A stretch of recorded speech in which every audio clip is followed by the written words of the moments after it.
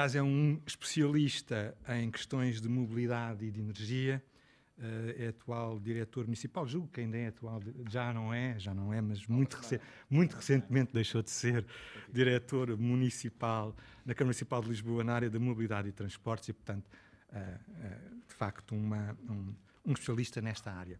Eu sou Manuel Laranja, sou professor no ISEG, sou vice-diretor do 3IS e cabe-me a mim moderar aqui um pouco este debate.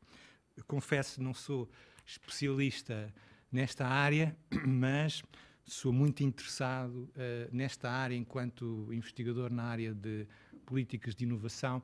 Tenho particular interesse em questões de smart cities e de mobilidade urbana e, portanto, pensei em 2 ou 3 questões, não me vou alongar muito, só vou enunciá-las para depois, de alguma maneira, ver se cruzam ou não. Nós nem sequer conversámos antes de vir para aqui, portanto, faço a mínima ideia o que é que os oradores vão dizer. Mas uma das coisas que eu pensei que podia ser interessante, uma das grandes questões de debate nesta área, tem a ver um pouco com o pano de fundo por trás das cidades inteligentes e das novas mobilidades, digamos assim, que são as grandes questões que têm a ver com o crescimento da população urbana, de uma forma geral, digamos, o crescimento e envelhecimento. O envelhecimento em geral da população, mas o crescimento acentuado da população nos polos urbanos traz, de facto, problemas novos.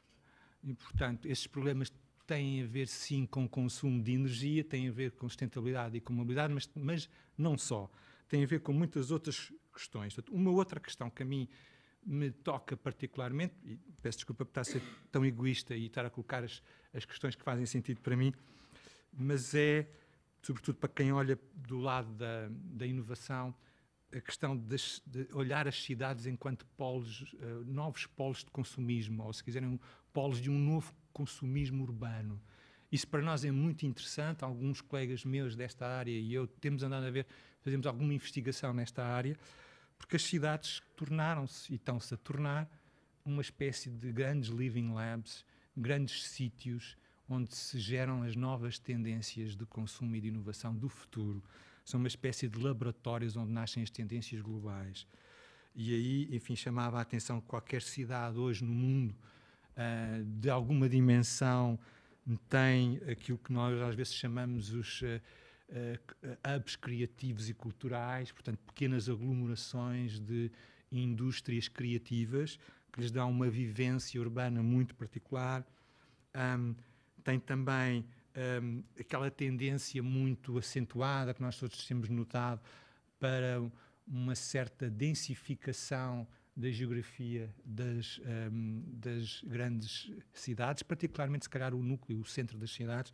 Estou-me a lembrar, por exemplo, só o facto de vivermos numa demografia que convida a famílias mais pequenas, mais velhas, está claramente a mudar o setor da construção e a forma como as cidades estão a organizar para poderem ser acolhedoras de um novo tipo de população. Portanto, este é um aspecto interessante. Nós, inclusive aqui em Lisboa, julgo que somos um bom exemplo não só destas novas formas de viver a cidade, como das novas formas de trabalhar na cidade. Isso é uma das áreas que também, para mim, é bastante interessante. Lisboa tem hoje muitos espaços de coworking e apresenta-se como uma das coworking cities da Europa mais procuradas. E, portanto, enfim, por estas questões que eu vos estou a colocar, desde já se vê que, para mim, Smart City não é uma cidade necessariamente evoluída do ponto de vista tecnológico só. Enfim, é claro que tem tecnologia, claro que as Smart Cities e a mobilidade vão fazer uso das tecnologias, mas Smart City é, acima de tudo, também esta nova forma de estar e de trabalhar. Por exemplo, aquilo que para mim é extraordinariamente interessante, e por acaso estou a fazer um trabalho nesta área sobre o que são os sistemas de empreendedorismo urbanos, comparando Lisboa com outras cidades. Isto é extraordinariamente interessante porque é um fator completamente novo. Antigamente nós pensávamos que a inovação e o empreendedorismo aconteciam em parques, em zonas industriais, em aglomerações de empresas, em clusters, e no princípio do século XXI, novamente, eu digo novamente porque isto parece um retorno ao início do século XX, finais do século XIX, onde nós olhávamos, por exemplo, para Nova York, Manhattan, como os grandes centros da inovação daquela altura, portanto, o centro das cidades, sendo eles os drivers da sociedade e da inovação, e acho que agora um século depois, ou quase um século depois, estamos novamente um pouco talvez a regressar, não sei, os oradores que são os especialistas me dirão, novamente a esta nova lógica de que é o centro da cidade, é o downtown, que começa a ser novamente o driver do que é o empreendedorismo, do que é a inovação. E eu acho, enfim, no meu egoísta interesse, esta questão bastante interessante. Só para terminar, julgo que também, obviamente, o que está por trás de causas e consequências destas novas cidades e mobilidades tem claramente a ver também com as oportunidades tecnológicas e, portanto, há aqui um pano de fundo, eu creio que também vão falar disso, de Big Data, Cloud Computing, enfim, de todo um cenário de novas indústrias, de economia das aplicações web, que obviamente convida a espaços muito, muito densos e mais pequenos, mais interativos, e se calhar muito menos do que costumava ser no passado.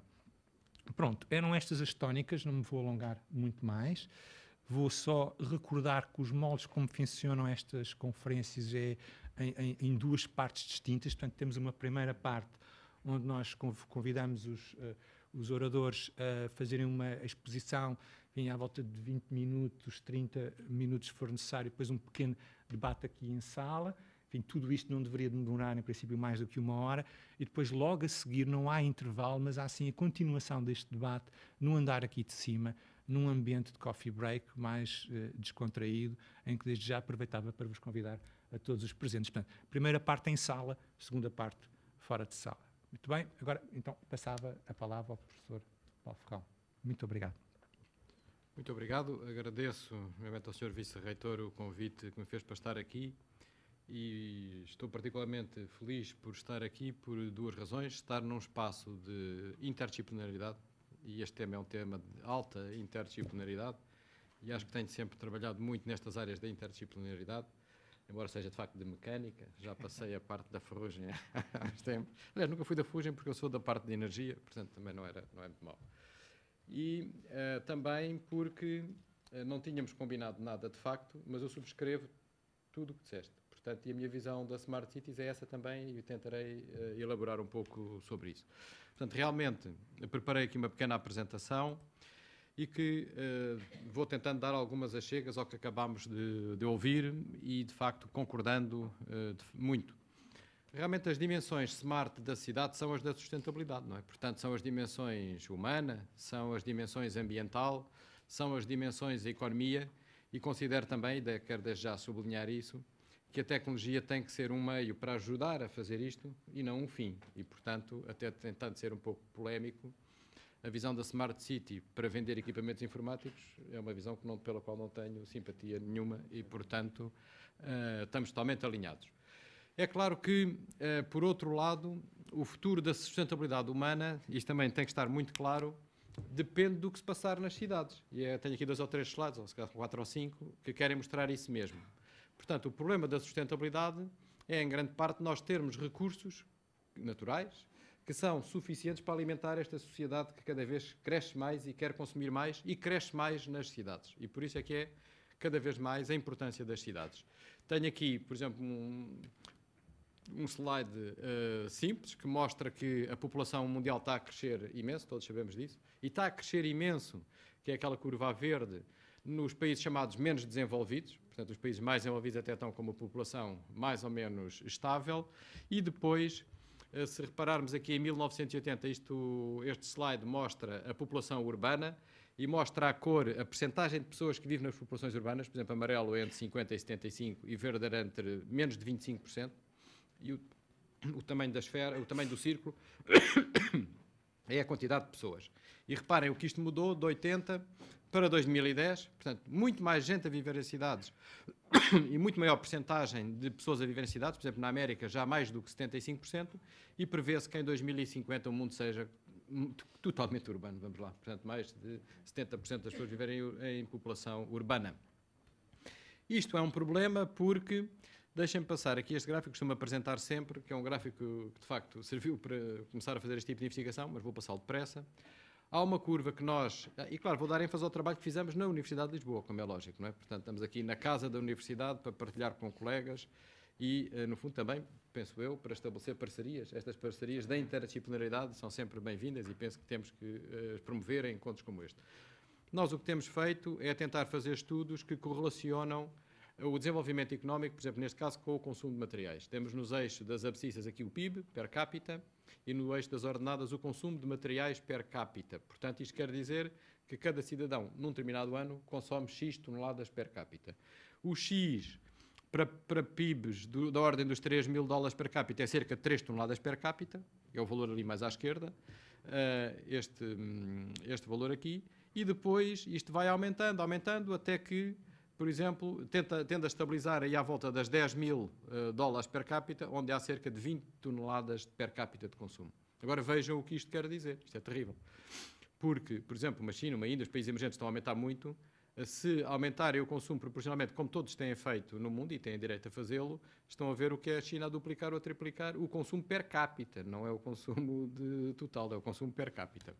Claro que isto vai redundar naquela conversa que é bem conhecida, que a pegada ecológica se torna muito maior do que os recursos que temos no mundo e, portanto, temos uma catástrofe, etc. Portanto, há de facto um problema. Outro problema, e aqui vou também tentar fazer uma ponte para o que falámos, acho que é muito importante que a gente não fale só de cidades, porque cidades há muitas, como já diziam nos filmes portugueses há muito tempo, não é? Portanto, as cidades não são todas iguais, portanto, e não vale a pena estarmos a comparar Nova Iorque, não é? Com uma cidade rural, por muita população que ela tenha. E isso também é bom perceber-se. Este gráfico, e já estamos a ver que quase todos os gráficos que se relacionam o PIB com qualquer coisa têm esta forma mágica, não é? Portanto, uma meia curva de Kuznets. Este gráfico, o que mostra é que este gráfico tem também a evolução do PIB per capita das nações e, em ordenadas, a urbanização desse país. Mostra que também há aqui uma espécie de uma curva mágica que um país para enriquecer se torna mais urbano. Isto é uma coisa factual. E, na verdade, o que isto quer dizer não é nada de mágico. Quer dizer, é que, obviamente, na sociedade moderna, os países, quando aumentam o PIB, saem da agricultura para outros meios de criação de riqueza. Portanto, há uma transformação estrutural na economia baseada nas cidades, claro, porque cá está, é a mudança da agricultura e depois para a indústria e depois para os serviços. E, por isso, este é um ponto importante. Nós, de facto, não temos cidades todas iguais. E, portanto, as cidades nasceram como? Nasceram como pontos de comércio, não é? Havia produções agrícolas que tinham que ser trocadas entre as pessoas e eram trocadas nas cidades. Foi assim que se criaram as cidades. Depois, quando vem a indústria e a Revolução Industrial, começa-se a dar produção que também se tinha que escoar. Escoou-se no sentido onde já se escoava antes a produção agrícola. E, portanto, as cidades tornaram-se polos atrativos para a indústria e daí ter cidades industriais. Mais recentemente, temos grandes hubs de comércio, os Roterdão, enfim, outros, ia dizer os Sines, mas isso talvez nem por isso, a Lisboa, que são grandes hubs de comércio internacional e que desenvolveram muito a cidade por isso. E depois há algumas cidades, reparem que o número de cidades que depois conseguem fazer esta progressão é cada vez menor, não é? Conseguem ser grandes hubs das finanças, Londres, e outras de serviços, não é? Portanto, cá está o Silicon Valley e as Apples, etc., mas isto ainda muito menos, não é? E por isso é importante que nós consigamos tipificar as cidades. Portanto, um tema que eu dou muita relevância na investigação, e tenho feito alguma coisa, não vou falar muito disso agora, mas acho que é importante para a Universidade se mobilizar, é tentar caracterizar melhor tipologias de cidades, que é para depois termos uma base de comparar alhos com alhos e não alhos com bocalhos, não é? Portanto, isto é, a meu ver, muito importante. Nós temos desenvolvido, e eu acho que de forma líder no mundo, acho que não me envergonho de dizer isto, uma metodologia que é a metodologia do metabolismo, metodologias para o metabolismo urbano. Portanto, o metabolismo urbano já era uma coisa que existia, temos desenvolvido metodologias para o metabolismo urbano. O que é isto do metabolismo urbano? Muito bem, é olhar para uma cidade, como olhávamos para os países, e perceber que uma cidade, por causa das atividades que tem, e vamos agora dizer que as atividades são os órgãos do corpo, cada atividade consome os seus materiais, não é? E consome mais, consome menos, se é mais eficaz, se tem um coração maior que o fígado ou a barriga maior que os olhos, não é? Portanto, tem aqui várias dimensões e depois na mistura de tudo isso temos a cidade a consumir recursos e a transformar esses recursos em produtos úteis para o cidadão, mas também em poluição e também em exportações. Portanto, o metabolismo urbano é para mim um modo de caracterizar quais são as atividades numa cidade que consomem que tipos de materiais e como é que os transformam. E, portanto, e qual é o valor acrescentado que dão a cada um desses materiais. Uma coisa que se insere hoje em algo muito importante, que é a produtividade dos recursos, a economia verde, tudo isso estamos a falar e temos desenvolvido métodos para quantificar estas coisas. Vou passar isto e isto. Neste momento, estou, por exemplo, a trabalhar num grupo criado pela Academia de Ciências Norte-Americana, National Academy of Science, onde se procura desenvolver uma framework para a sustentabilidade urbana. Este é uma framework que nós propusemos. Isto, na verdade, quer dizer que temos que olhar para as cidades. E queria dizer que, em princípio, vamos começar agora com a Câmara de Lisboa um estudo destes com o Fraunhofer Institute, portanto, para fazer um diagnóstico muito profundo a Lisboa e à sua sustentabilidade.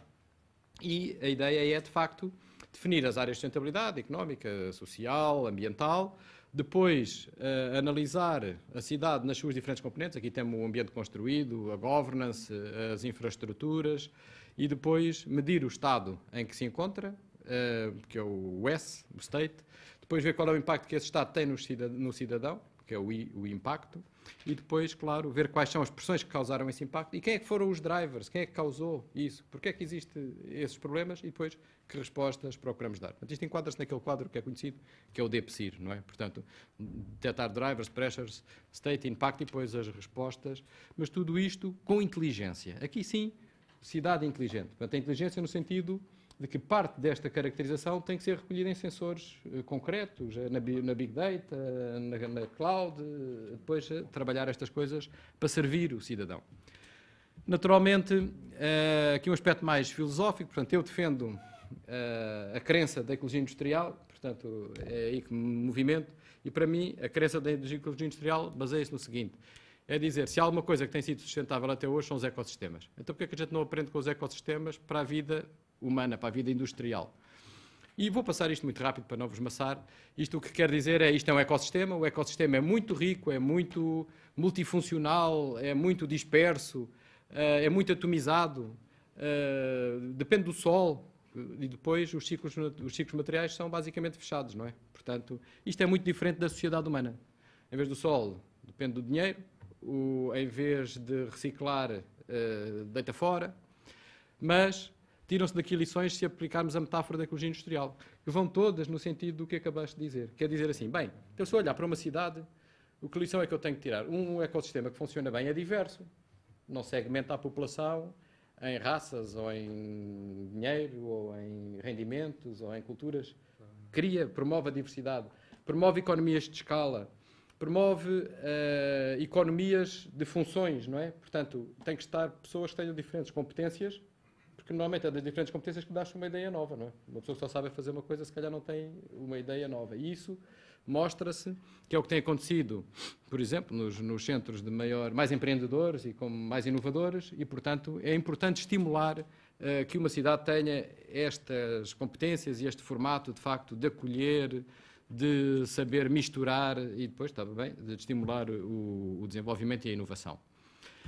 É claro que no mundo, agora falarei só um bocadinho, embora apareçam aqui uns poucos slides, de métodos de cálculo do metabolismo urbano. Não é nada fácil calcular o metabolismo urbano, como podem imaginar, estar a calcular todos os materiais que entram e saem de uma cidade, e o que tem sido feito a nível mundial tem sido feito só o que entra e o que sai como caixa preta. Por exemplo, isto tem um estudo do Banco Mundial, de Buenos Aires, portanto, basicamente muito para o carbono. O que é que entra e como é que saiu em carbono. Este aqui é Pequim, na China, também feito pelo Banco Mundial, mas nós quisemos ir mais além e onde nos temos destacado aqui na Universidade de Lisboa é, de facto, em alguma liderança em desenvolvimentos que permitem calcular quanto é que foi consumido por atividade económica, que é muitíssimo mais difícil. Eu vou passar isto é, de facto, um bocado complexo, acho que isto não interessa muito e provavelmente já me ouviram falar disto. Vou mostrar isto com um trabalho que fizemos recentemente, o ano passado, para o Banco de Desenvolvimento da Ásia, em que tivemos que desenvolver esta metodologia inovadora, portanto, e tivemos que caracterizar o metabolismo urbano de 6 cidades asiáticas sem lá ir. portanto, tivemos que o quê? O sem lá ir não é o ir ou não ir, tivemos que ir com os dados que estão disponíveis. Não é? Portanto, isso é muito importante, porque uma coisa é ter todos os dados do mundo disponíveis pelo senhor que a gente conhece, o A, o B e o C, outra coisa é ter um método que é generalmente aplicável. Não é? Portanto, isso é a nossa guerra, porque se não for assim, dificilmente comparamos coisas, não é? Porque temos que estar num trabalho que de modo geral ninguém paga. Não é? Portanto, fizemos para Ho Chi Minh, Manila, Bangalore, Seul, Bangkok e depois fizemos e Xangai. E depois temos também aqui Paris, como exemplo, mais à frente. E verificamos mais uma vez, cá está, o PIB per capita das cidades correlaciona-se mais ou menos bem com o DMI per capita. E depois temos aqui os nossos diagramas estrela, que são círculos, e que basicamente o que diz é, nós temos isto dividido em tipos de materiais, aqui, e que estão representados, isto por acaso talvez seja pequeno demais para alguém conseguir perceber, mas pronto, perceber, não digo ler, digo só perceber, ler até mais ou menos. Portanto, isto são materiais, portanto, são biomassas, aqui, esta zona são biomassas, tipos de biomassa, agrícolas, animais, etc. Temos combustíveis e temos minerais não metálicos. E aqui à direita temos os setores de atividade económica da cidade que consomem estes materiais, por exemplo. E aqui temos as exportações, do ponto de vista da cidade, e aqui temos o consumo final e aqui a formação bruta de capital fixo, ou seja, o stock.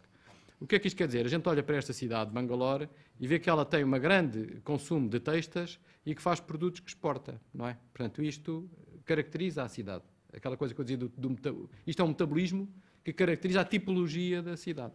Vejam só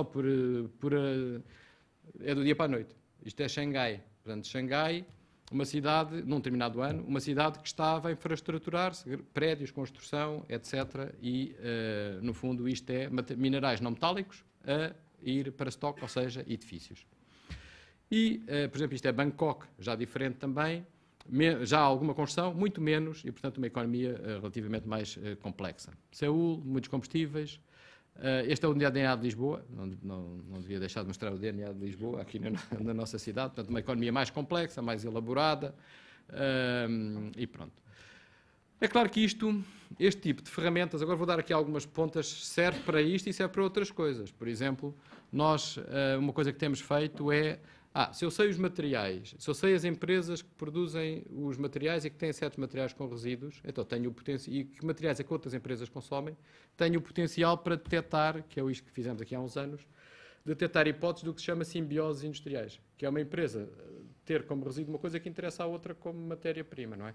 Nós, com base nisto, trabalhámos muito aqui na região de Lisboa-Val de Sés, com a Chamusca, a apoiar o desenvolvimento de uma coisa que é o Ecoparque Industrial do Relvão, portanto, e que foi um caso de grande sucesso, portanto, conseguiu uma zona onde não havia indústria nenhuma, conseguiu rapidamente, mas conseguiu atrair indústrias que hoje já movem cerca de 19 milhões de euros e têm cerca de 300 trabalhadores. Foi um caso, nitidamente, de sucesso e baseado neste princípio das simbioses industriais. Depois, estive recentemente a trabalhar no plano estratégico para a gestão dos resíduos sólidos urbanos, onde aplicámos novamente este tipo de técnicas multidisciplinares, cá está, e permitiu-nos isso quantificar quais eram não só os ganhos ambientais inerentes à aplicação do PERSU, por exemplo, aqui vê-se, por exemplo, uma redução de 55% nos gases na neutralização marítima, 47% nas alterações climáticas, e também conseguimos, juntando com ferramentas económicas, por exemplo, os quadros input-output, etc., saber qual é o potencial destas novas atividades na criação de emprego e na criação de valor. É por isso que dou muito valor à interdisciplinaridade. Portanto, isto de facto exige estas ferramentas que são tipicamente umas do domínio ambiental, outras do domínio da economia, outras do domínio mais da engenharia e, portanto, andar com isto para a frente. Agora, finalizava com a parte smart. Naturalmente, também trabalhamos no técnico, neste caso, na parte smart, não é? Portanto, desenvolvemos a componente de instrumentação inteligente, temos o nosso próprio campus, temos um projeto de que nos orgulhamos muito, e quer dizer isto na universidade. O técnico tem um projeto que é o projeto Smart Campus, que é coordenado no âmbito da Iniciativa de Energia do Instituto Superior Técnico, onde já fizemos uma auditoria energética, um modelo energético de todos os edifícios do técnico, e são muito, 26. Temos, neste momento, um plano de racionalização de energia que estamos a implementar e gostava de vos dizer duas coisas. Nos últimos anos poupámos 600 mil euros na conta de eletricidade do técnico e, mais importante do ponto de vista das medalhas, o ano passado, em outubro, ganhámos com este projeto, na Conferência Mundial de Energia que se realiza em Washington, ganhámos o prémio do melhor projeto do ano, melhor projeto internacional do ano. Portanto, foi uma distinção notável, de facto, internacional na maior conferência de energia do mundo. E, portanto, temos estas coisas, temos vários alunos a desenvolver trabalhos nesta matéria, nomeadamente como é que se pode tirar informação destes smart meters que seja útil às pessoas, não é? Portanto, isto é o nosso ponto principal. A informação é que pode alterar os comportamentos. E depois temos outras, como é que se podem criar novos negócios com estas matérias, não é? E, em particular, mais uma vez ligando à ecologia industrial, estamos a ver qual é o potencial de energias renováveis. E depois temos outra coisa engraçada que estamos agora, como é que na arquitetura de um edifício, podemos incorporar elementos, por exemplo, que produzam bens agrícolas, não é? Por exemplo, em particular, culturas hidropónicas, ter uma solução tipo que se possa vender no IKEA, com uma parede, com uns tubinhos de ensaio e uns LEDs e que cultive várias coisas e que esteja gira. Portanto, e que as pessoas possam comprar um elemento daqueles e pôr, e tem ali uma hortazinha na parede interior, nem sequer estou a falar da exterior. Portanto, estamos a trabalhar em coisas destas. Quanto é que isto pode custar? Qual é que pode ser o rendimento? O que é que pode significar em termos de mercado e de quantidade de alimentos? Enfim, que serão muito de nicho, naturalmente.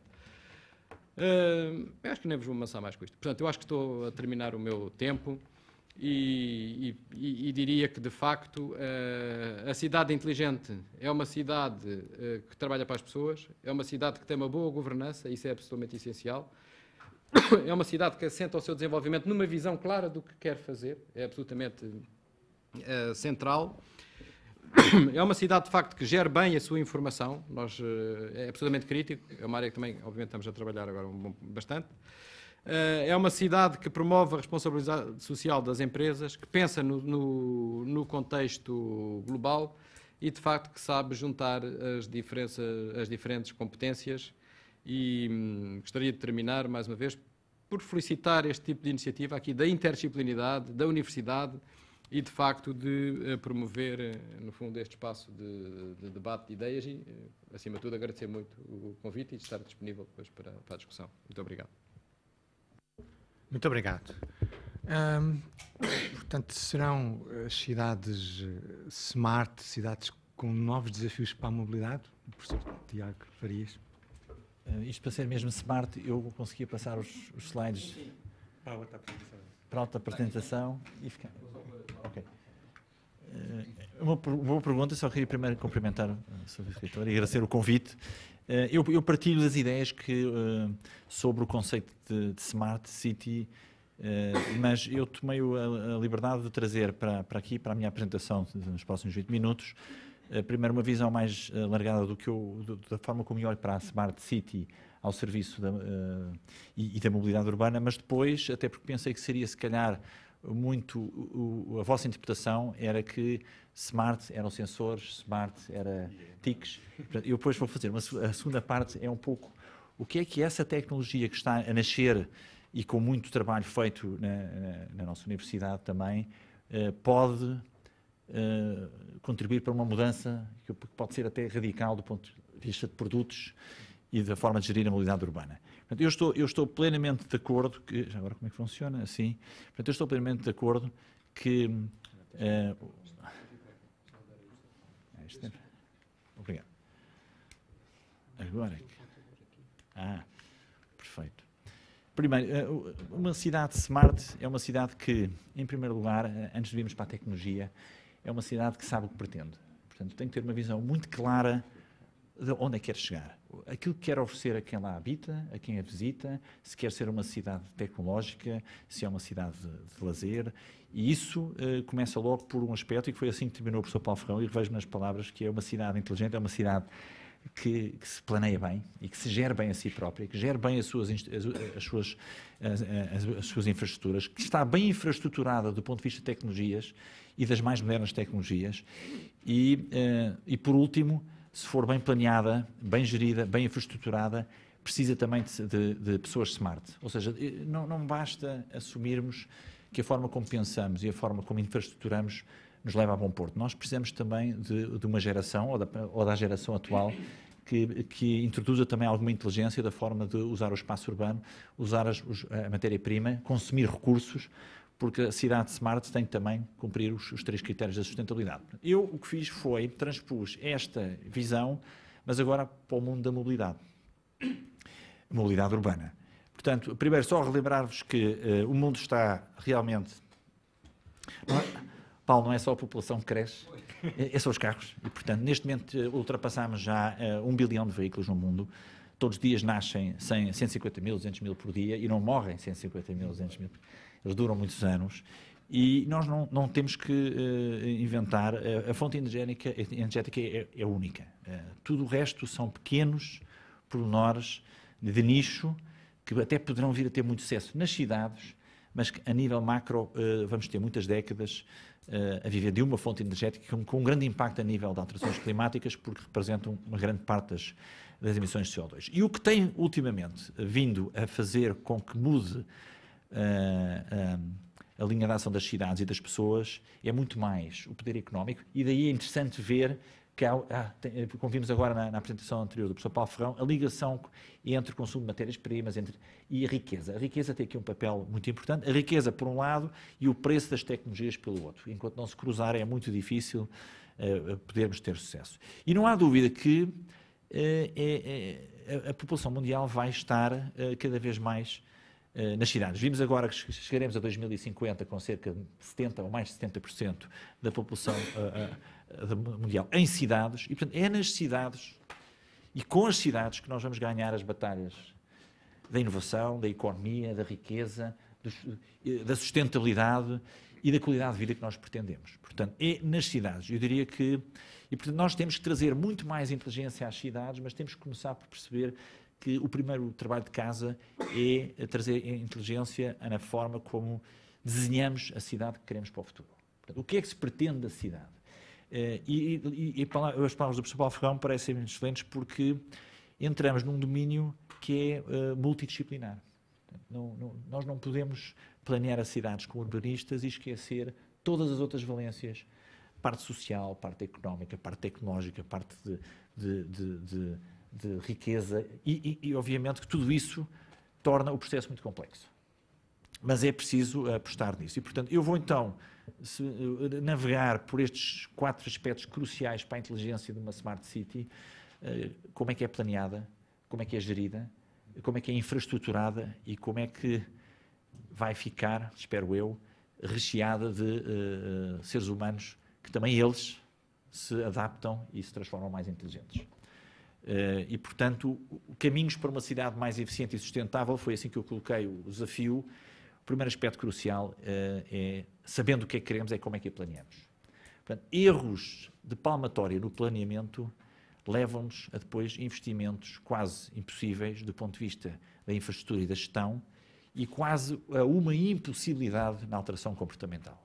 Eu trago sempre um bom, triste exemplo, mas é um exemplo bom, que é o Tagus Park, já lá vamos, porque no planeamento, quando nós pegamos num desafio de dizer o que é que queremos fazer a este espaço urbano, em primeiro lugar temos de dizer, mas o que é que queremos fazer à cidade? Se queremos trazer riqueza cultural, se queremos trazer empreendedorismo e inovação, não em grandes polos, mas local, então aquele espaço urbano tem que trazer essa valência, portanto tem que ser equilibrado, tem que ter e tem que conviver com habitação, com comércio, com espaço para a mobilidade. O espaço para a mobilidade não é elástico. Portanto, ou cabem as bicicletas, ou os carros, ou os autocarros, ou os táxis, ou temos grande capacidade de gerir esta sobreposição que não é infinita, e, portanto, nós temos que ter aqui muita capacidade de cedência, ou é muito difícil de planear. E, portanto, o planeamento é, tradicionalmente, talvez o elo mais fraco das cidades latinas.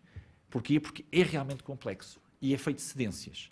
E, portanto, quando nós olhamos para a cidade de Lisboa, que parece muito bem arrumadinha, foi preciso uma catástrofe para pô-la um bocadinho mais arrumada, não é? E nós não queremos outra catástrofe, portanto, nós temos que ter a capacidade de pensá-la melhor. Reparem que este aspecto de cidade bem estruturada, com uma praça, o conceito de praça é um conceito que tem que ser pensado por uma cidade. O que é que pretende a praça? É um espaço de lazer, é um espaço de pensamento, é um espaço de conhecimento, é porque já foi um espaço de estacionamento. E funcionava lindamente. E isto era nos anos 60 e hoje em dia estamos no século XXI com outro conceito, que eu por acaso diria que o conceito ainda não ganha maturidade. E porquê? Porque se calhar ainda não foi bem definido o que é que se pretende num espaço tão grande e tão nobre. Isto é crucial no planeamento. Mas o planeamento pode ser mais complicado quando nós aderimos e achamos que a área comportamental assim o quer e satisfazemos a curto prazo o pensamento de cada um de nós e colocamos tudo concentrado em grandes polos. Eu penso que reconhecem este empreendimento em Universidade de Lisboa, mas foi assim por muitos lados. Era uma dinâmica dos anos 90, diria eu, e isto é planear. Depois de começarmos a planear, eu gosto de trazer alguns exemplos. Começamos a questionar se houve smart planning, não é? Portanto, quando nasce e nasceu um espaço magnífico, eu penso que o Sr. Vice-Reitor acabou de chegar, não foi daqui, mas foi do outro lado, que é um espaço excelente. O seu planeamento levou aqui agora, a questão de fundo é como é que eu lá chego e como é que eu venho de lá. E, portanto, agora a responsabilidade parece que é de quem não pôs lá a infraestrutura.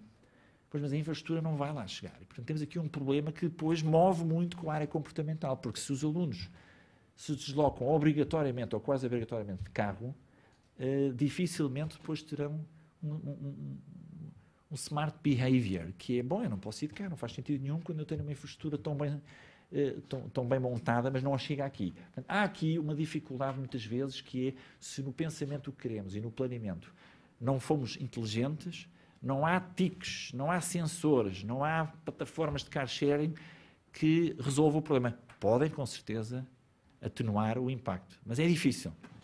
Eu recordo que o professor Paulo Ferrão me pediu uma vez para dar uma disciplina que se chamava Energy in Transport. E a disciplina era uma vez por semana à noite e era aqui. E nós, na primeira aula, eu desafiei os alunos que não eram assim tão jovens, porque isto era do programa do MIT, para fazermos ali uma conta da algibeira do impacto na pegada ecológica das aulas serem no Tagus Park. E realmente, eles vinham todos de Lisboa e moravam todos em Lisboa. A boa notícia é que só lá fizemos uma aula, mudámos para o ISEG e conseguimos ter uma matriz de origem e destino muito melhor. Porquê? Porque pensámos um bocadinho e planeámos antemão. Porque a alternativa era, bom, se as aulas são aqui, vamos tentar partilhar cargo e já não é a mesma abordagem. Portanto, planear é muito importante e às vezes não custa assim tanto. Eu recordo que houve entidades que tiveram que inverter o seu processo. Uma empresa famosa da informática que vivia no Tagus Park e que fazia mais de 100 eventos por ano, eventos deste estilo, e que percebeu que era muito difícil convencer a uma pessoa da Holanda, da Bélgica, da Dinamarca, que chegava ao aeroporto e tinha que ir de táxi e disse, mas não há nada mais perto. Pois agora estão ao pé de Parque das Nações. Se calhar agora o holandês já gosta mais, só lhe pergunta onde é que está a bicicleta para ir do aeroporto lá abaixo. Lá iremos. Portanto, smart planning, muito importante. Good planning. Isto eu pus assim mesmo disfarçado, mas é o Estádio da Luz. Calhou a ser ali, mas por ser ali, que na ótica da UEFA e da FIFA deve ser, eles foram mesmo bons a planear, porque foram-no construir ao pé de 2 estações de metro, de um hub de terminal rodoviário, de 2 eixos rodoviários de TI. Portanto, isto é um sítio muito genial. Final da Taça dos Campeões. Não foi nada, foi por acaso, não é? Mas este é assim. Desse mérito também aos que estão do lado da redução da circular, igual mérito aos que estão no Porto. Portanto, aqui ficamos todos equilibrados. Uma vez, um colega meu, que é professor de energia em Aveiro, convidou-me para ir dar uma palestra a Aveiro, e nessa noite Portugal jogava, não sei com quem, e era decisivo para sermos apurados. E jogava onde? Jogava no estádio de Aveiro, que tem uma forma de lá chegar. É aquela pequena autoestrada, um parque de estacionamento não dá para 10% da taxa de ocupação e, portanto, nós chegámos com 60 minutos de atraso ao jogo, portanto, a meio da segunda parte, e demorámos 2 horas e meia para sair de um lamaçal, porque, claro, já não cabíamos no parque. Mas também nós não éramos muito fãs de futebol, mas foi a experiência, claro. Este é o planning que depois não há volta a dar. De qualquer forma, o estádio também não tem assim tanta... É o Beira-Mar. Portanto, depois de planearmos bem, é preciso trazer mais inteligência à forma de gerir o que nós temos ao serviço da mobilidade. E agora vir mais para a mobilidade, mas ainda não com sensores, mais na gestão. As cidades são normalmente servidas de layers ou de infraestruturas que nos ajudam a podermos mover e chegar aos nossos destinos, redes de metro, redes de comboio, redes de autocarro, redes de bicicletas, redes de outras tecnologias que já vamos ver, e é muito importante que haja a maior das integrações possíveis em tudo isto. Mais um I associado aqui a este edifício, não é? Não é só interdisciplinar, tem que ser também integrado, porque quando nós temos que andar de autocarro, temos também cruzar muito bem o que estamos a fazer com a rede, com aquilo que fazemos com o estacionamento. O estacionamento é uma ferramenta muito poderosa para alterar comportamentos e é das indústrias que mais rapidamente está a aderir a tudo o que são TICs e sensores de uma forma impressionante, o que leva à melhor gestão da cidade, mas também muito mais custo para podermos deslocar do transporte individual. Mas depois vêm as novas ideias, porque com a introdução das tecnologias de informação e comunicação começa a ser mais simples ter acesso a produtos que partilham a sua infraestrutura, não é? As palavras de car sharing, de bike sharing, de carpooling, são tudo muito pomposas, mas só existem se nós tivermos acesso a um aparelho destes que tenha GPS, que tenha localização, e isto está agora a começar no fundo, a transversar para outras áreas que não são tão convencionais e que eu falarei mais à frente. Portanto, a gestão da mobilidade é fundamental. E como percebemos, no caso particular de Lisboa, isto tem sido muito pouco conseguido porque os operadores não são da cidade e, portanto, é muito difícil integrar quando não temos o controle e quando a gestão não é da cidade. Vemos que as cidades começam também a querer apostar em modos, aquilo que se chamavam modos suaves, agora mudou de nome, agora é modos ativos, está sempre a mudar de nome, que é para... Quando muda muitas vezes o nome é mau sinal, quer dizer que não tem sucesso e tem que se arranjar um novo nome. Quando estabilizar, o nome estabiliza, mas ainda não estabilizou. Mas reparem, colocar redes de bicicletas partilhadas, colocar redes de car sharing, é mexer no espaço público que não é finito. É dizer, estes lugares que você punha o carro, agora é para bicicletas. Ou aquele espaço que era para um quiosque, agora não é. Isto é muito, muito complexo, mas tem que ser feito. E tem que ser feito com muito boa gestão. Gestão de urbanística, gestão tecnológica, porque as tecnologias também nos vão ajudar, como vamos ver mais à frente. Eu diria também que, para além de termos a necessidade de gerir bem as nossas infraestruturas, nós temos também que começar a integrar nesta inteligência as tecnologias mais modernas. Eu aqui dou o exemplo das tecnologias dos veículos, mas não é só dos veículos. Nos veículos, trouxe-as aqui porque a mobilidade elétrica está a ser uma pequena ainda realidade no nosso país, que foi muito alavancada pelo programa MOBIE, que no fundo eram várias, 20 e tal cidades que se infraestruturaram de uma tecnologia extremamente portuguesa e extremamente evoluída do ponto de vista de TICs, não é? Portanto, um cartão único, cuja tecnologia é a mesma das tecnologias dos cartões que nós usamos no metro e na Carris e na Fertagos, e portanto havia já aqui uma visão de integração.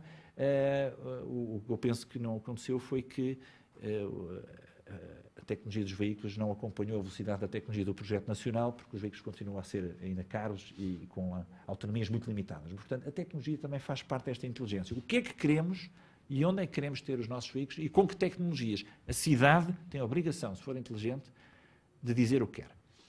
Mas pode ser a 10 anos, pode ser a 20... O problema temporal não me preocupa. O que me preocupa é não saber se quer. E tem que querer fazer. E, por último, há uma área crucial que é a forma como todos nós usamos a nossa inteligência quando olhamos para a mobilidade, não é? Portanto, nós temos uma tradição e uma tendência para ser, se calhar o termo mais correto é um pouco egoístas, não é? Era bom que todos andassem em transporte público para eu poder ir no meu carro sem trânsito. Portanto, mas eu fico sempre depois numa situação particular, porque tenho sempre ou porque tenho que levar os filhos à escola, ou porque há sempre uma boa razão. Não chega. E, portanto, a alteração comportamental é interessante porque pode ser feita pelo enforcement, não é? As tecnologias a garantir que ninguém pisa a linha, e elas vêm lá. Nós vemos isso já mais na área fiscal e na área em que reparamos que agora está tudo muito mais tecnologicamente evoluído e, portanto, também muito mais controlado. Estamos a sentir isso muito mais também na área do estacionamento, mas é a tal alteração comportamental que pode também ser, mas será que eu tenho que vir todos os dias a Lisboa? O que tinha dito há pouco, quer dizer, será que com tanta tecnologia não posso, uma vez por semana não vir? 20% a menos CO2 da pegada ecológica individual se vier de cá. Este tipo de alteração também tem que ser smart e não é fácil de introduzir. Não é fácil porque as regras do jogo têm que ser repensadas.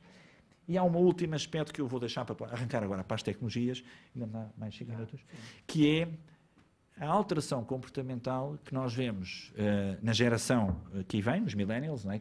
Aqui esse termo não pegou na Europa, mas nos Estados Unidos é muito forte, e que o mundo deles está todo dentro desta maquineta, não é? Portanto, não vale a pena oferecer aos nossos filhos um relógio de marca porque o relógio está aqui. Quer dizer, não vale a pena oferecer nada. É preciso oferecer um smartphone de última geração e, se possível, com tudo pago, porque aí a máquina funciona. Mas este aparelho, em termos de mobilidade urbana, vai ser, e já está a ser, a revolução. O problema é que, no mundo da mobilidade, as coisas demoram tempo. Mais tempo do que no mundo das tecnologias de informação e comunicação. Portanto, nós precisamos de pessoas inteligentes e precisamos, acima de tudo, de começar a integrar.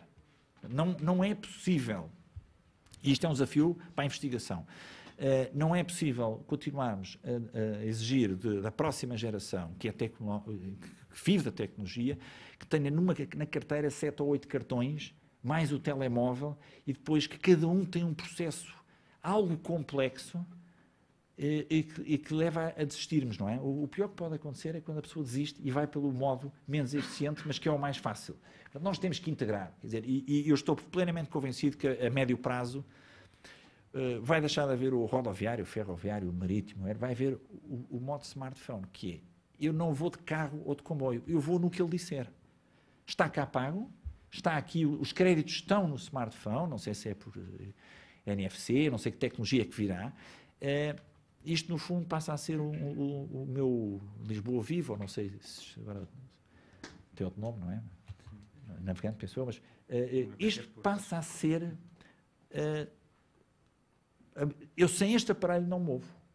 E você veio de táxi, eu não lhe digo como é que vem, eu vim com isto. Se ele indicar nas apps que o melhor é apanhar um táxi partilhado, ou se é apanhar a bicicleta partilhada, ou se é entrar dentro, ou se é registar-me no meu car sharing, é por aqui. Portanto, este quinto modo vai ser revolucionário. É muito complexo de fazer, porquê? Porque quem é o dono? Quem é que integra? Quem é a entidade que toma a iniciativa de dizer, está aqui tudo, não se preocupe. Reparem que no estacionamento já começa a ser assim. É Google. É Google. Já vamos à Google. Aliás, por falar em Google, reconhecem este boneco aqui em baixo ou não? Alguém reconhece? Waze. Acho que a Google comprou-os. E foi barato, custou 1 bilhão. 1 bilhão e tal, mas eu vou arredondar para 1 bilhão. Há uns jovens israelitas que, curiosamente, vieram cá ter com colegas nossos para fazer ali uma pequena parceria, que depois não se resolveu, eram jovens. E porque comprou? Porque, se calhar, a Google pensa, e é capaz de estar certo, que quer ser o integrador. Tem informação, tem os clientes, eles, quando compraram, eram 60 milhões, portanto, já havia 60 milhões de voluntários que disseram, eu ofereço a minha posição espacial para as vossas aventuras em termos de informação de tráfego, e a informação está lá. E, portanto, reparem, mas é com este aparelho que eu vou pagar, já pago o meu estacionamento em qualquer cidade do mundo, pronto, e em Lisboa também.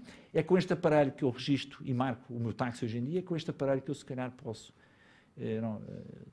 tirar proveito de empresas mais complexas do ponto de vista jurídico, mas que estão no mercado. Aliás, a Uber é recente e o valor de mercado da Uber já passou os 20 bilhões. Pronto. E porquê? Porque tem uma plataforma, por tudo assenta nisto, não é? E funciona, dizem eles, e pelo valor que tem. Mas, quer dizer, continuando, esta integração é crucial e eu diria que é por aqui que vai nascer todo o caminho das smart technologies, do smart sensing, da smart metering, também nos veículos e das tecnologias de informação e comunicação que vão dar aqui um chapéu muito importante a esta aventura. Só dizer-vos que se hoje estamos todos conectados à internet, eu diria que nos próximos 10, 15 anos os nossos veículos também vão estar. Hoje não há nenhum. Não é? Hoje os veículos não estão conectados, mas os veículos vão estar. E essa, para mim, a seguir ao smartphone, que é uma revolução da mobilidade individual, o veículo estar conectado vai ser a grande revolução da mobilidade em transporte individual. Que deve ser a última, não é? Nós, se pudermos, devemos ir a pé, depois, se a distância aumentar, deveríamos ir de bicicleta, depois, se voltar a aumentar um bocadinho, deveríamos usar transportes públicos. os mais ligeiros, e depois, em última análise, devemos usar o transporte individual. Mas o transporte individual vai estar conectado. E isto vai ser revolucionário.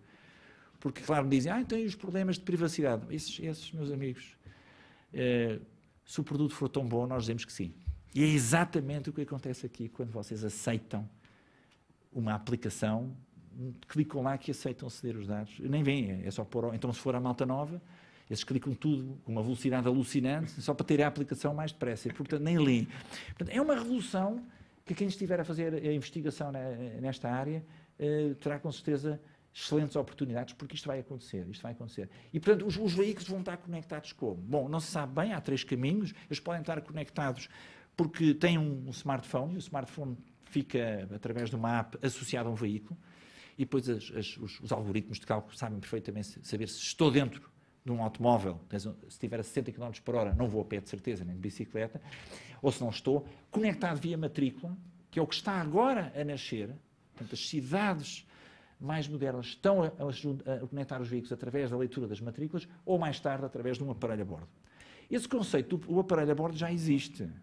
Esse aparelho a bordo nasceu muito na gestão de frotas e, acima de tudo, na gestão dos transportes públicos, naquilo que se chama os sistemas de apoio à exploração. Portanto, uma rodoviária Lisboa, uma Carris, uma STCP, eles já, desde os anos 90, que têm um sensor com GPS em cada autocarro, que comunica, na altura até com uma rede própria, porque era mais barato e também não havia o GSM que há hoje, e comunica para uma central, e a central sabe onde estão todos os autocarros e informa a um motorista para andar ou mais devagar, um bocadinho mais depressa, para garantir o espaçamento entre... Isso existe já, eu diria, há 20 anos, 15, 20 anos. Mas o aparelho a bordo, para Portugal é fácil de explicar, porque nós temos a Via Verde, que é subejamente conhecida, e tem sido usado também no acesso a bairros. Portanto, os bairros históricos de Lisboa usam este tipo de soluções de motorização a bordo, de equipamentos a bordo, para esse controle. Estou mesmo a chegar ao fim, só dizer que a gestão da via matrícula, que parecia ser algo que não ia vingar, vingou. E vingou por um detalhe muito pequeno que se chama telemóvel, smartphone. Ou seja, eu se pago o estacionamento por smartphone, e hoje em dia, para quem já percebeu, isto é um sucesso em Lisboa, mas é um sucesso em Madrid, é um sucesso em Washington, é um sucesso em Amsterdão, é um sucesso em todo o mundo, porque é uma app, e portanto eu só tenho que dizer quer mais 10 minutos, quer parar, mas esse pagamento é feito indexado à matrícula. No momento em que eu decido que se paga por telemóvel, e foi decisão mundial, portanto todas as cidades hoje em dia decidiram isso, praticamente, então a partir do momento eu tenho que ir ler, monitorizar, memorizar matrículas. E portanto nós temos hoje em dia as cidades completamente invadidas de sensores a ler matrículas. A cidade mais interessante é o caso de Madrid. Madrid, Paulo, fez uma coisa interessante. A 1 de julho do ano passado, 2014, adotou que toda a cidade é gerida pela matrícula. Substituiu todos os parquímetros, os fiscais fotografam e leem matrículas, porque os processos de leitura de matrícula em Espanha já eram muito banalizados por razões de segurança e de terrorismo nos parques. Eles têm automóveis que fotografam as matrículas a uma velocidade alucinante para saber se pagou ou não pagou. E nos parquímetros, eu quando vou ao parquímetro, se não usar o smartphone, eu vou ao parquímetro e o que é que faço? Digito a matrícula e no momento em que eu coloco a matrícula, Paulo, ele descobre se o meu carro é híbrido, se é recente, se é diesel e se é antigo, porque vai ao cadastro. E faz-me um desconto. Portanto, o preço de estacionamento em Madrid, a matrícula depois permite-me dizer, eu sei quem você é. O seu carro, desculpe lá, é de 91, deita fumo por todo lado, ou nem pode, ou paga muito mais. Isto está a funcionar, isto é real. E é o primeiro passo das TICs, que depois irão, com certeza, evoluir para coisas mais complexas, como portagens virtuais, em que se pode associar não apenas eu estar a passar lá, mas como é que eu estou a conduzir. A indústria dos seguros. Reparem, um seguro automóvel para um carro que faz 100 mil km por ano, ou que faz 10 mil, desde que ele não tenha um cadastro muito mau, paga o mesmo. A indústria dos seguros está a investir muito naquilo que eles chamam User-Based Insurance, que é, mostra lá o que é que você fez no seu aparelho, seja um aparelho a bordo, seja um smartphone, e com base nessa performance, eu dou-lhe um desconto maior ou menor. Isto está a acontecer essencialmente nos países em que o seguro é muito caro e que, portanto, o custo do equipamento é redundante, essencialmente em Inglaterra. E, portanto, há um futuro muito promissor a nível das TICs. Depois podemos debater isso mais no Coffee Break. Eu só queria terminar que isto é fundamental também para as cidades. As cidades, a maioria das cidades que eu conheço, ou gastaram, eu diria, fortunas, ou são geridas parcialmente às escuras. Portanto, é gerida por... Portanto, tem alguma noção, tem espias, tem sensores, tem noções de tráfego porque tem que gerir a semaforização, tem sensores de tráfego porque se está associada a uma concessão, eles têm que saber o tráfego que passa para depois poderem fazer acerto de contas, mas ainda não, as cidades, a nível de inteligência de gestão, ainda não deram esse passo. E a possibilidade de haver um sensor a bordo de cada pessoa, que é o seu telemóvel, e que, se ofereceram a custo zero à Waze, também é onde oferecer esta informação a muitas outras pessoas. Se calhar já a ofereceram e nem sabem. E se calhar nós também já o fizemos. Mas se houver também sensores nos veículos, a cidade pode gerir muito melhor a sua infraestrutura, pode informar muito melhor o cliente, pode informar, não vá por aqui, não vá por ali, vai fechar esta rua, pode planear muito melhor, pode se controlar muito melhor. E eu acho que é esse que é o caminho, que as cidades vão ser, no fundo, vão ficar no fim da linha em termos de valor acrescentado, porque a indústria vem aqui bem com estas tecnologias. Portanto, eu deixava esta mensagem, que as tecnologias estão a aparecer, mas se não planearmos bem, não gerirmos bem, não nos infraestruturarmos bem, as pessoas não vão aderir. E nós precisamos de smart people para pôr isto a funcionar. Obrigado. Bom, eu acho que tivemos aqui umas apresentações riquíssimas e complementares. Enfim, eu tenho inúmeras perguntas que gostava de fazer, mas em primeiro lugar iria passar a palavra para a assistência para interagirmos aqui agora um pouco, antes depois fazermos a segunda parte lá, cá em cima. E, portanto, pedia a quem tivesse alguma questão para colocar, que colocasse. Pronto, ficaram, enfim, tão... olhar para o futuro tem isto, não é? Fica sempre a pensar um bocadinho. Ok. Boa tarde. A minha pergunta era acerca um pouco dos serviços como o Uber ou o Google mesmo, dos serviços que eles estão a prestar à cidade, mas que são empresas privadas, e até que ponto é que os organismos públicos, as universidades e os governos não deveriam também estar envolvidos e não... Portanto, qual é que é o papel do cidadania, portanto, o papel de um organismo público, e as universidades devem ser organismos públicos, e destas empresas privadas. Ok, se calhar fazíamos uma ronda de 2 ou 3 e depois passávamos a palavra à mesa.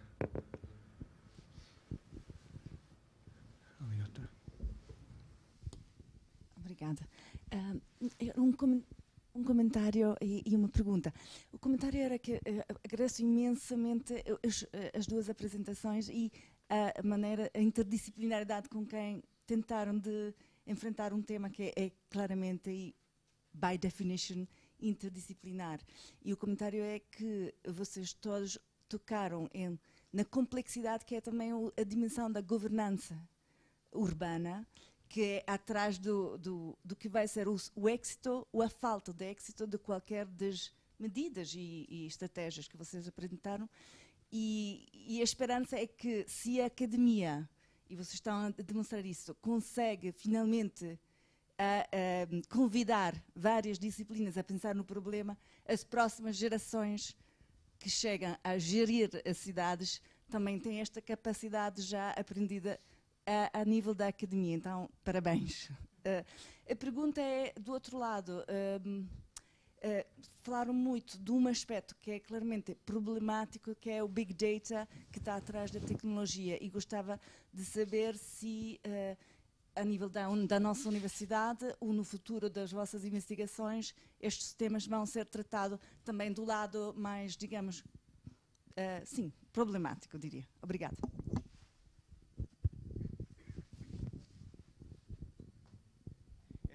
Uma pequena questão sobre a gestão de dados de geolocalização e de partilha de informação dos veículos. Eu tenho a ideia que a União Europeia aprovou uma questão relacionada com as caixas negras dos próprios veículos, dos carros, com geolocalização e ativação dos sistemas de emergência, de chamar bombeiros e INEMs no caso de um acidente. E se essa informação, esses dados, não poderiam ser utilizados também para esta gestão inteligente da informação? Sendo redundante a questão das matrículas e de outros meios de identificação. Ok, muito obrigado. Eu acho que agora, pelo menos, eu julgo que as 3 questões podem ser endereçadas, pelo menos uma. Podemos começar aqui com o professor Paulo Focal. Eu já passo aqui. Bom, algumas, de facto. O papel da universidade, são muitos papéis. Eu agora, até por brincadeira, vou dar aqui 2 ou 3. Portanto, o papel da universidade é criar pessoas inteligentes, não é? Esta não é brincadeira, esta é muito sério.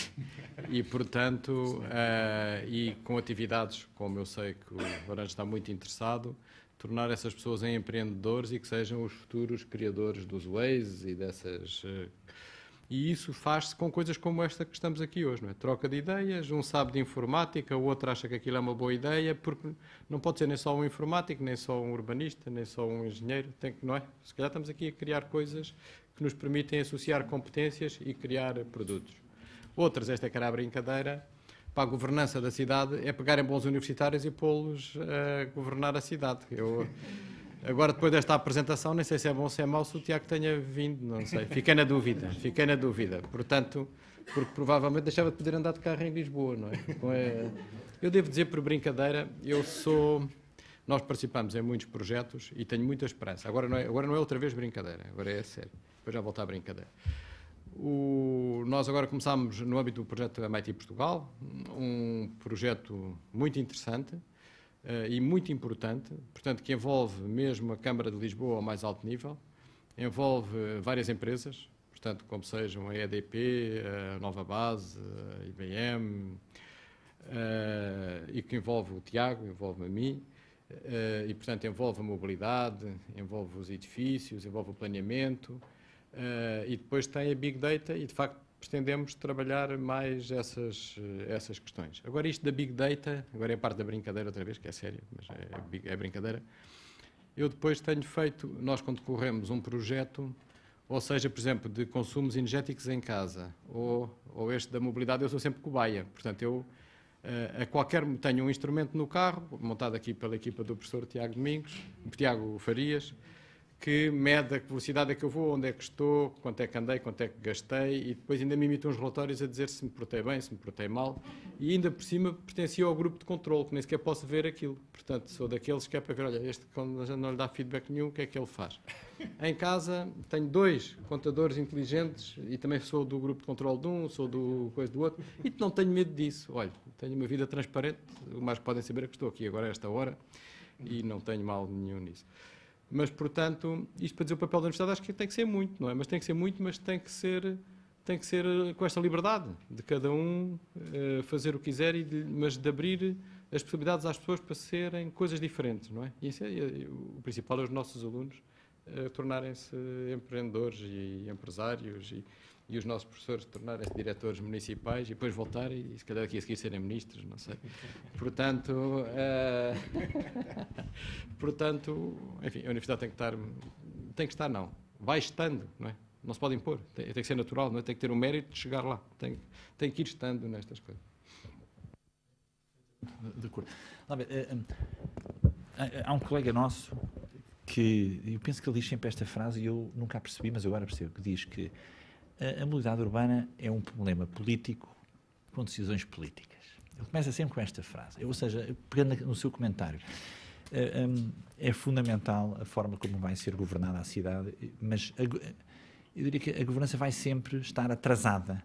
Não tem capacidade, nem de reflexão, nem de resposta, à forma como a inovação surge. E agora estou a passar para a sua pergunta.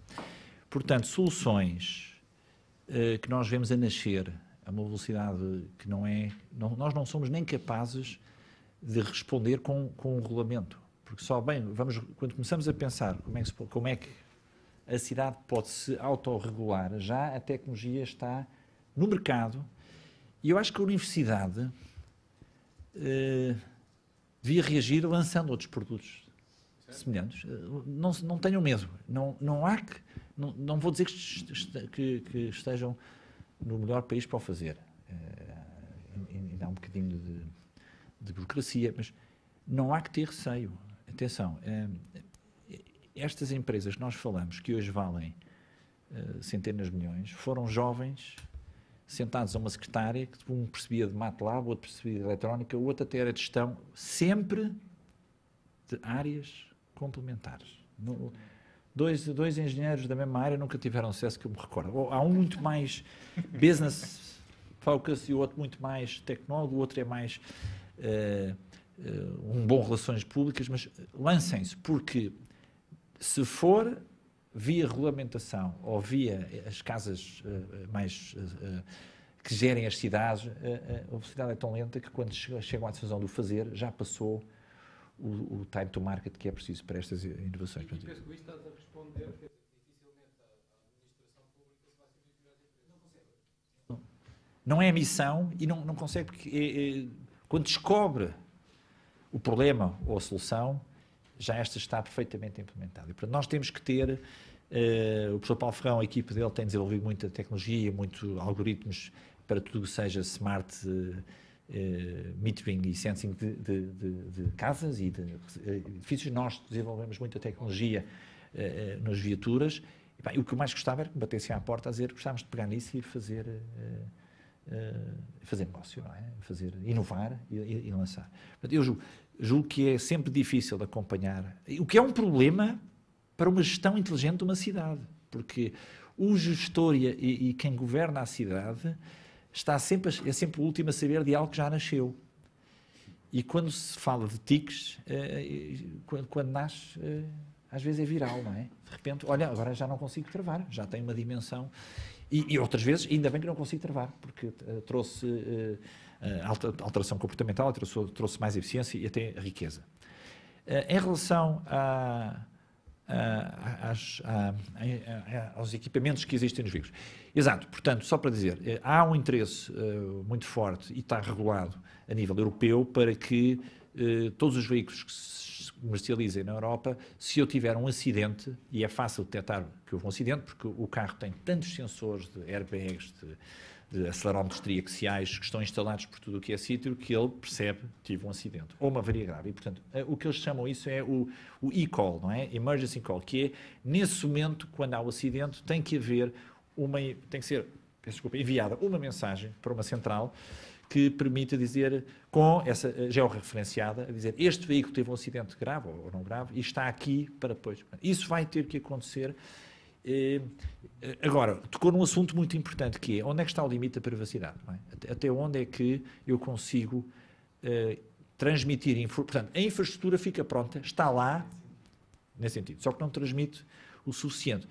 O que eu acho é que jovens, como os colegas que estão lá atrás, vão ser suficientemente inteligentes para dizer, eu vou arranjar um produto que se baseie, um produto que pode ser uma app, o que for, vou arranjar um produto que assente nessa tecnologia que lá está e que seja tão bom que a pessoa aceita logo em abrir as portas da sua privacidade, que é o que tem acontecido com tudo o que aparece. A pessoa aceita. Eu acho que se lerem o que lá está, até vão corar. Aceitam tudo. Imagens, voz, está lá, eu cedo tudo. E a pessoa pensa, claro que cedo, eu quero isto, é tão bom. E, portanto, tem que ser, é bom. E vocês têm uma capacidade inacreditável de fazer nascer, principalmente quando se troca informação com outras áreas da ciência. Portanto, tem uma capacidade invulgar para arranjar produtos que, na minha ótica, não teriam interesse nenhum e que, de repente, grande ideia. Eu acho esta discussão interessantíssima do ponto de vista daquilo que é hoje os enormes esforços que temos estado a fazer até para compreender porque é que estas novas aplicações, estes novos modos, de vez em quando pegam em situações quase inesperadas, que a gente aceita mesmo, e outras em que se esperava que pudessem ter sido aceitos e, por alguma razão, não parecem ser. E isso leva-me a um outro ponto que eu acho que foi um bocadinho, enfim, comum aqui às duas intervenções e que é também um ponto interessante no meio disto tudo, que é o que é que há a fazer para que estes comportamentos mudem do ponto de vista daquilo que nós em ciências sociais às vezes dividimos os incentivos pela negativa versus os incentivos pela positiva. Ambos falaram disso. Por exemplo, no caso dos incentivos fiscais, não é? Claramente proibir, fazer não sei o quê, ou aumentar o custo do estacionamento, se o carro não for amigável do ambiente. Ou, enfim, antigamente, em algumas cidades, fazia-se aquele esquema de proibir as matrículas pares num dia, as matrículas ímpares andavam. Há cidades agora onde já há portagens à entrada e portagens à saída, conjunto de coisas. Há imensos incentivos enfim, ou sistemas de incentivos cuja função é modelar o comportamento. Eu acho que este é um aspecto lá está muito interdisciplinar. Pessoas de gestão, de economia, de psicologia, de tecnologia, de engenharia, etc., têm que trabalhar um bocadinho mais nisto. Eu não estou convencido que nós hoje consigamos perceber o que é que resulta. Por exemplo, no caso das aplicações, continua a ser um mistério. Não é? Portanto, as pessoas de vez em quando apaixonam-se por uma app, não se sabe, não é? Aquela coisa do Angry Birds, ainda hoje é um mistério, não é? O que é que tens? Alguém o colocou ali. Mas pronto, quer dizer, isso poderia ajudar às cidades, de facto, e à vida urbana a ser bastante mais inteligente do que é. Portanto, essa era uma questão que eu voltava a lançar. Outra coisa, se calhar para ser um bocadinho atrevido, diria que o âmbito do que nós estamos aqui a discutir não tem que ser necessariamente urbano, ou apenas urbano. Enfim, alguns dos exemplos que nos deram aqui têm a ver muito com a deslocação e os ambientes quase porta a porta, não é? A ideia do que o telemóvel é o meu meio de transporte, o quinto modo, era assim que o Tiago dizia, o quinto modo, e isso é tão interessante para eu ir daqui até à outra ponta da cidade, mas muito mais interessante seria se eu usasse isso para ir daqui a Beijing ou sei lá, ao Moscovo, não é? Onde eu tenho que planear a minha viagem sem sequer conhecer muitos dos pontos de passagem. Portanto, como é que eu vou navegar na intermodalidade, dizendo assim, e como é que eu consigo tornar a viagem mais eficiente, com menor pegada de carbono, etc. Portanto, novamente, podíamos fazer uma nova ronda de questões antes de abrirmos a um outro debate. E, portanto, eu pedia a quem estivesse interessado, começámos por ali. Muito boa tarde a todos, muito obrigado. Eu iria talvez também agora ser um bocadinho mais provocador do que provavelmente lançar questões, mas sou um pouco sensível a esta temática, dizendo que é muito difícil, independentemente de todas as apps que possam vir a ser inventadas, ter smart cities com stupid people. Eu não quero obviamente lançar aqui nenhum anátema sobre ninguém, mas muitas vezes de facto muitos dos problemas que temos ainda hoje e que provavelmente continuaremos a ter em matéria de mobilidade nas grandes cidades têm única e exclusivamente a ver com a postura e com o comportamento da parte das pessoas. Eu estive recentemente envolvido numa pequena querela numa freguesia de Lisboa que sufragou, que referendou a questão em torno da calçada portuguesa e que foi em Campolide, em que o Presidente da Junta de Freguesia entendeu que de facto era o momento de perguntar aos seus fregueses se de facto se deveria continuar a gastar muito dinheiro e a investir muito na calçada portuguesa ou isso deveria ser substituído de facto por passeios mais amigos, provavelmente menos bonitos, mas mais amigos desses mesmos fregueses. E, de facto, a votação não tendo sido particularmente expressiva, como infelizmente nos últimos anos em Portugal as votações normalmente tendem a não ser particularmente expressivas, a verdade é que, de facto, se caiu um pouco o mito da beleza da calçada portuguesa e sacrificou-se essa eventual beleza pela utilidade. E eu, como ciclista na cidade, sei que as pessoas de facto em Lisboa adoram a calçada portuguesa e insistem em andar na ciclovia porque de facto andar na ciclovia é muito mais confortável do que andar na calçada portuguesa. E de facto este tipo de exemplos no dia-a-dia das nossas cidades é esse mesmo o nosso dia-a-dia. Ou seja, a ideia de que para mudar comportamentos não basta mudá-los através desta dinâmica digital que estamos a ter, e eu não resistiria, esta é a última provocação que eu vos lanço, e como digo, não tenho necessariamente nenhuma pergunta a colocar, mas não resisto ao ter duas pessoas do Instituto Superior Técnico aqui perante mim, de dizer que felizmente hoje a cidade de Lisboa já não é aquilo que o técnico é, designadamente em matéria de estacionamento.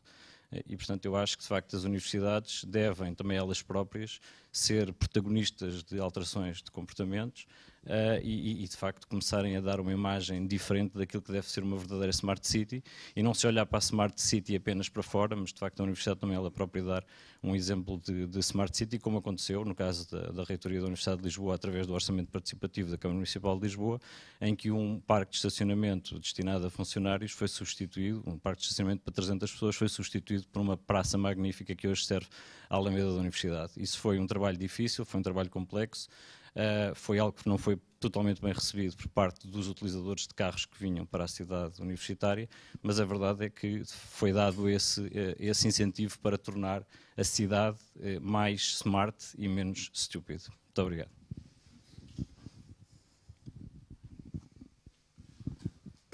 Por todo o mundo, o tema Smart Cities já levou a investimentos brutais, não é? Portanto, isto não é nada de novo, antes pelo contrário. O segundo aspecto é que em Portugal o tema Smart Cities agora está a resvalar para as Smart Villages, porque a tecnologia também está disponível. A minha pergunta é muito simples.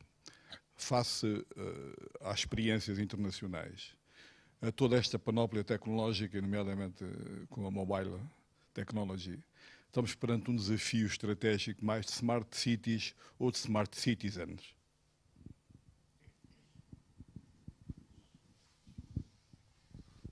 Muito obrigado. Mais um. Boa tarde a todos. Muito obrigado por esta oportunidade. Naturalmente agradeço as vossas intervenções. Eu já tinha ouvido ainda não há muito tempo o Paulo. Eu ouvi-as o Tiago e fico sempre fascinado. A minha pergunta, apesar de tudo, a minha questão é um bocadinho, diria que é um bocadinho sobre a maçã de Bravo de Esbofo. E vou explicar um pouco o que é. Porque, no fundo, nós estamos, e já foi aqui levantado de algum modo essa questão, nós estamos a evoluir num determinado sentido da importância da relevância da tecnologia. E a cidade é, antes de mais, qualquer coisa que também é uma construção social. É das pessoas. O que acontece é que nós construímos cidades que já não são à escala humana. Nós destruímos há muito tempo, e o problema está no planeamento, nós destruímos há muito tempo o conceito de proximidade. Grande parte da mobilidade, por exemplo, dos acréscimos de mobilidade, de fluxos na área metropolitana de Lisboa, tem a ver também muito com a questão da casa-trabalho e da casa-colégio e das deslocações, porque de facto achámos de satisfazer na proximidade uma série de necessidades que nós antes fazíamos. O perigo destas tecnologias é nós formatarmos de facto determinado tipo de comportamentos. O não haver o lugar à farra, o não haver o lugar um dia a comer uma grande caldeirada ou um cozido à portuguesa. E daí, portanto, passamos todos a comer maçãs golden e não maçãs de Bravo de Esmofo, pequeninas, raquíticas, mas com um sabor intenso. Daí a justificação da maçã de Bravo de Esmofo. Portanto, a questão é também provocatória no sentido, então, onde é que entra a pessoa? Onde é que entra o cidadão? Quer dizer, onde é que nós, porque alguns destes modelos, algumas destas tecnologias também só são sustentáveis ou viáveis e execuíveis dentro de cidades com uma determinada escala. Quer dizer, quando nós olhamos para Bombaim, onde levamos 7 horas ou 8 para percorrer 4 ou 5 quilómetros, muitas destas coisas tornam-se quase difíceis de levar à prática. Percebe-se o desafio. Portanto, a minha questão está um pouco aí, quer dizer, tem a ver com este controle, com a privacidade. Ainda há bocadinho o Paulo dizia que há uma formatação. Quer dizer, o pior que pode acontecer é dentro de pouco tempo estarem-me a chamar a atenção. Eu estou completamente monitorizado, tudo o que eu faço está monitorizado e que o meu comportamento está a perturbar a pegada ecológica, e certamente está, e tenho, que eu ando de carro, mas há todo um conjunto de condicionantes que têm que ser postos em cima da mesa e às vezes não nos podemos esquecer desta dimensão, que é o social, que é o humano, que é o político, e se calhar essa é outra dimensão que temos de devolver à cidade. E a tecnologia também pode possibilitar isso, porque à medida que, se isto nos ajudar a criar mais tempo livre, libertar mais tempo nos percursos, etc., também estamos nessa dimensão. Portanto, era à volta disto. Portanto, era à volta da maçã de Bravo de Esmofo, de facto, a minha questão. Muito obrigado. Sr. Paulo Ferrão. Bom, naturalmente que apreciei muito todos estes comentários e eu acho que comecei por dizer que a Smart City não era um conjunto de tecnologias. Não é. Não é. Portanto, estou totalmente de acordo. E o que estão a dizer enfatiza a relevância do que acho que eu e o Tiago e todos vós têm dito,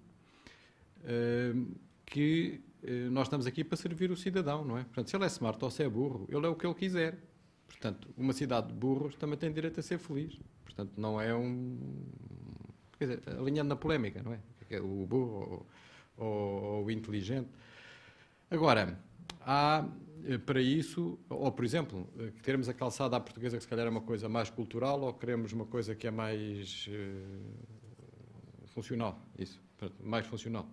Bom, é a tal questão da visão. Qual é a visão que a gente quer para aquele bairro? É um bairro histórico que se destina a ter turistas, então tem que ter calçada portuguesa. É um bairro funcional, não é? Onde as pessoas vivem e querem andar depressa para a praça, então tem que ser funcional. Mas isso é o cidadão, de facto, que tem que decidir. Se o cidadão participa nessas decisões ou não, eu acho que ninguém participa em coisa nenhuma, realmente, que é o que está a dizer, e depois é um problema, bom, mas participasse. Agora, há outra questão que me preocupa muitíssimo, que é a seguinte... como é que é de dizer isto? Até vou dizer, depois sai o que calhar, não sei.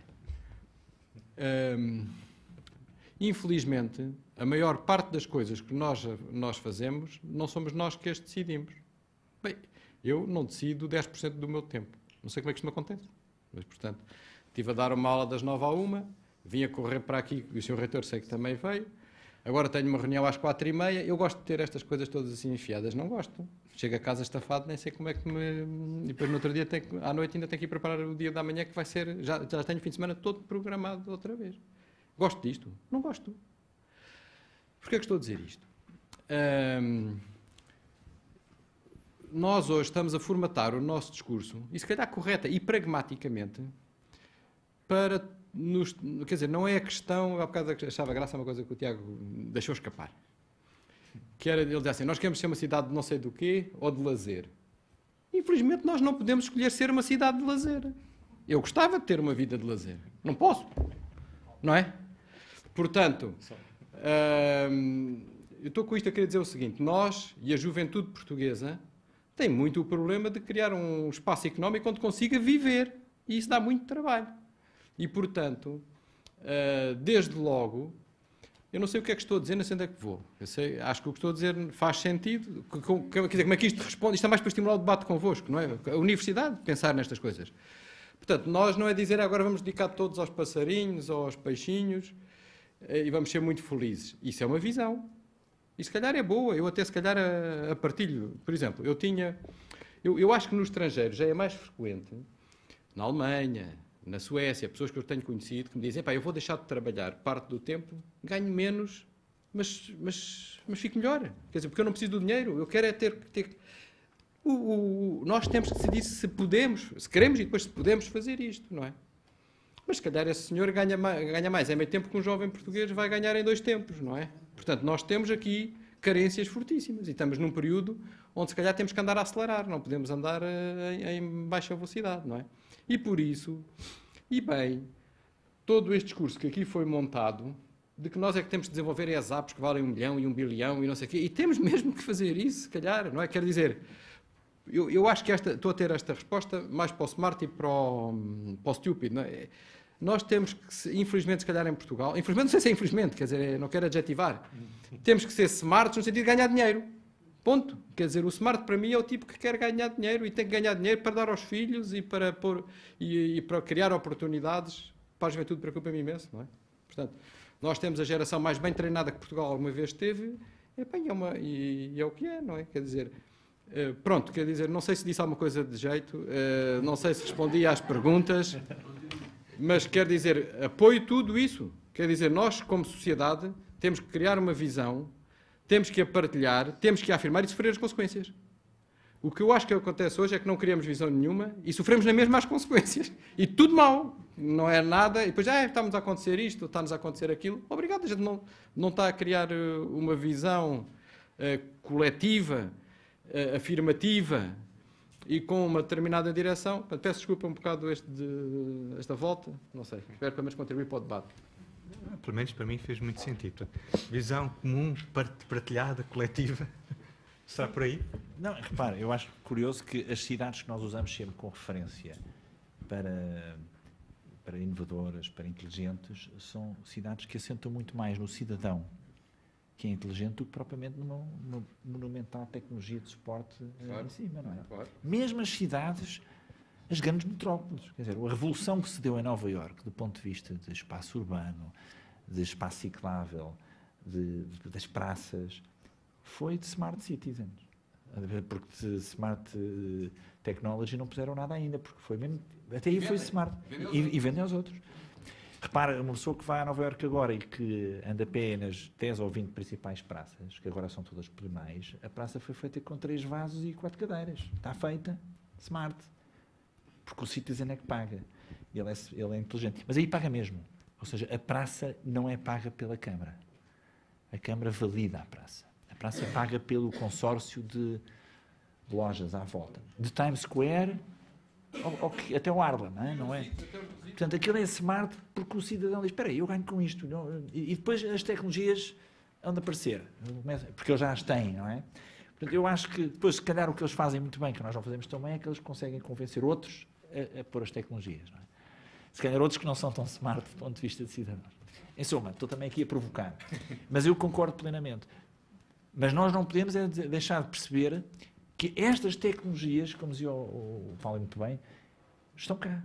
E, portanto, elas são geradoras de riqueza, por um lado, business, mas, se calhar, também são a oportunidade de eu conseguir finalmente ter mais algum tempo. Não é? Há dias vi estava a avaliar, já sei se era uma proposta, que era uma tecnologia, tipo, baseada em telemóveis, que me permitia saber quem é que regularmente vai na mesma carruagem de comboio para ver se eu quero estabelecer uma amizade, uma viagem. Ok, não, ok, mal interpretado. Portanto, se calhar nós vamos no comboio. Eu recordo quando vinha para o eu nasci na parede e vinha sempre de comboio. E quando estudava aqui era permitido fumar. Portanto, havia um senhor que fumava cachimbo pelo cheiro. Eu nunca o conheci. Mas foram 5 anos. 3. Depois havia o senhor que lia a bola, que a gente ia ali. Portanto, reparem, hoje em dia, eu não estou a dizer que seja por aí, eu estou a dizer que as oportunidades são tantas e estas tecnologias vão estar cá, mas concordo consigo. Primeiro temos que ter, nós temos que saber o que é que queremos e temos que ir ao terreno.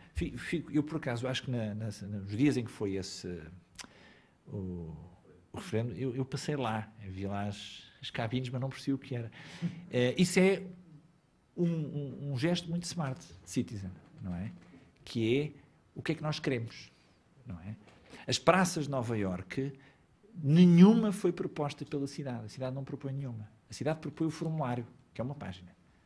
Que é, estão interessados? Venham. A cidade abre as portas, testa, valida, e depois, se aquilo for um grande sucesso, substitui ao fim de, acho que é 3 anos, então aí tira os vasos e põe uma coisa a sério. Até pode não correr bem. Até aí é smart, não é? Porque tudo custa dinheiro. Muito obrigado. Eu pedi-vos para não desmobilizarem agora e passávamos a continuar este debate aqui no andar de cima. Já percebi que o Paulo Ferrão está um bocadinho apertado de tempo, mas se pudesse partilhar só um café ainda, muito rapidamente, mas portanto encontramos já aqui em cima. Muito obrigado.